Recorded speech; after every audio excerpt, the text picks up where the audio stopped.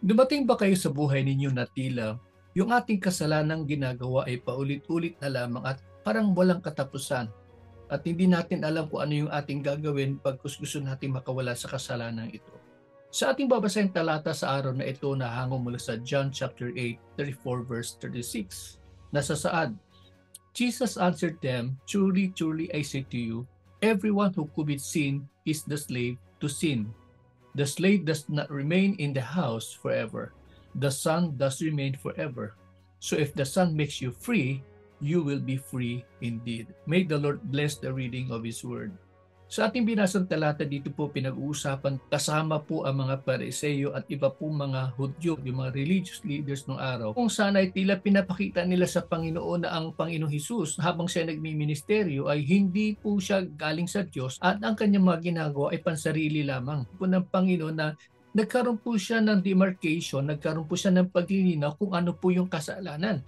At dito po sa talata 34, malinaw pong sinabi po, everyone who commits sin is a slave to sin. Tunghayan natin sa Roma 6:16 kung ano ang kanyang sinasad.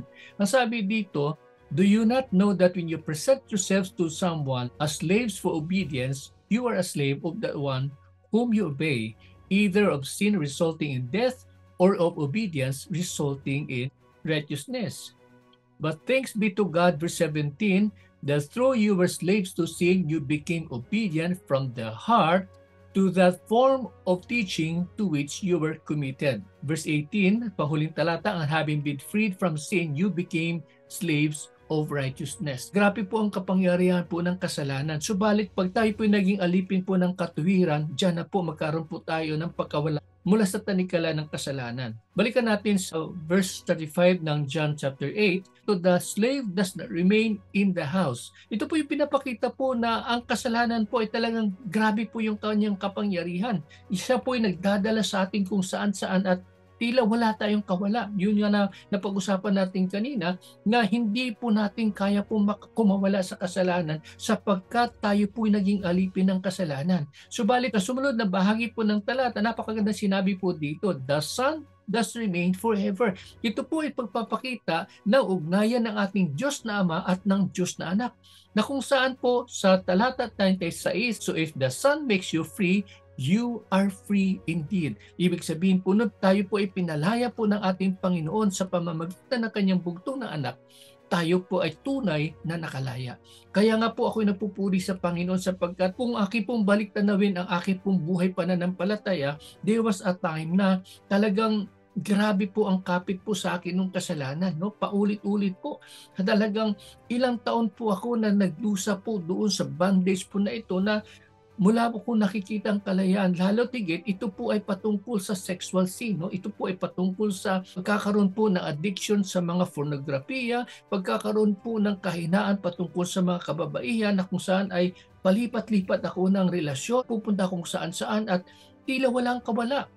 Subalit napakabuti ng Panginoon sapagkat nung siya ay kumilos, nung dumating sa punto na na-realize ko po na wala na akong pag-asa sa buhay, maliban na lamang kung kikilos ang Panginoon, doon po nagkaroon po ng kalayaan. Kaya purihin po ang Panginoon. Sabi po nga dito, kapag ikaw ay pinalaya ng Panginoon, you are free indeed. Ganap at totoo yung kalayaan mo. Ang kasalanan ay wala ng kapit sa iyo, kahit na yung kaaway, kahit na po yung dyablo.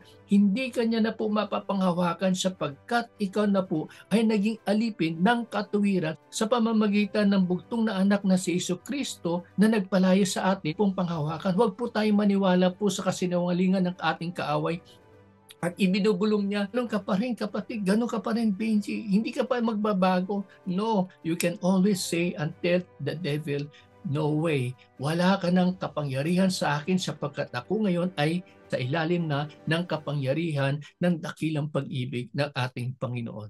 Tayo'y manalangin. Panginoon, idinadalangin ko po ang lahat ng mga manunood po ng video na ito na tila po Panginoon, wala po silang nakikitang pag-asa sa tanikalan ng kasalanan. Salamat po Diyos sapagkat tunay nga po na may pag-asa.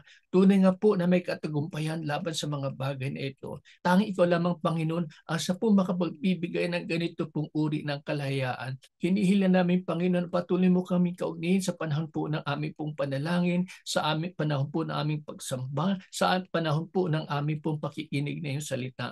Maraming salamat, Panginoon. Sa iyo namin ibinabalik ang lahat ng papuri at pagsamba sa matamis at makapangyarihang pangalan ni Jesus.